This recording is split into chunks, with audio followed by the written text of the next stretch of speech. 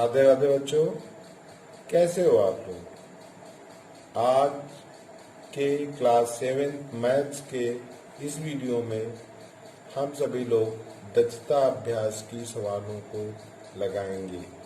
दक्षता अभ्यास 6 की सवालों को सरल करेंगे। आइए देखते हैं। पहली सवाल है ए, देख लीजिए इसका 1/3 into X plus 5 is equal to 6। तो मैंने आपको बताया था कि चर एक तरफ कर देंगे, अचर एक तरफ कर देंगे। तो ये 5 जो है अचर राशि है, इसे ले जाएंगे 6 माइनस 5 हो जाएगा। ये हो जाएगा x/3 गुणा कर देंगे स्क्वायर टू 1। तो देखिए कितनी आसान सवाल है। फिर ये गुणा कर देंगे, बराबर लगा हुआ है, ऐसे गुणा कर देंगे, बजगुणन भी बोलते हैं इसे।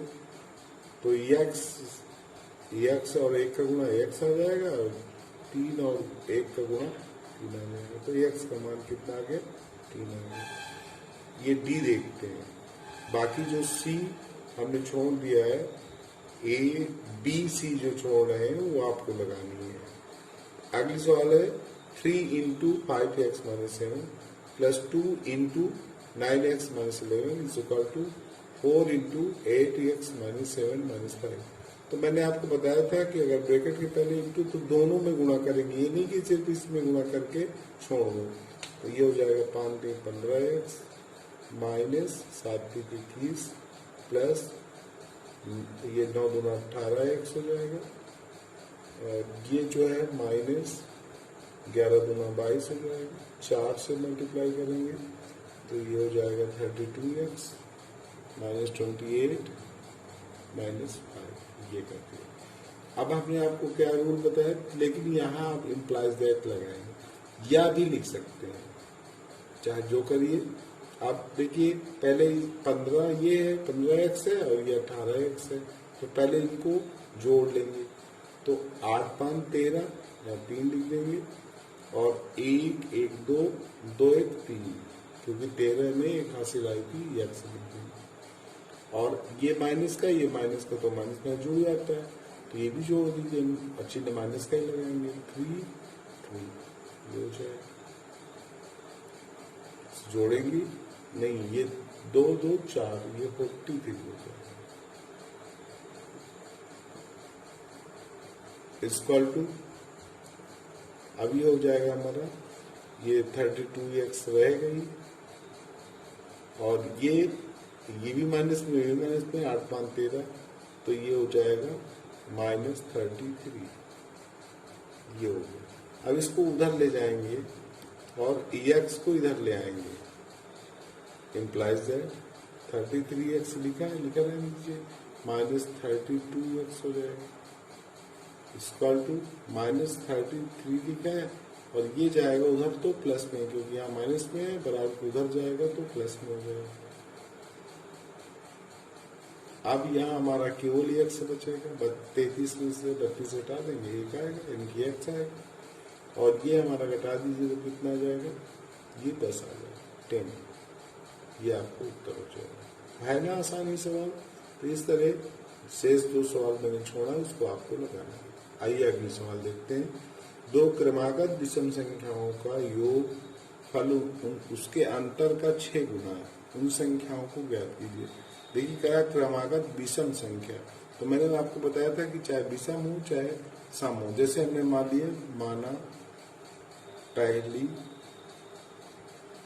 विषम संख्या,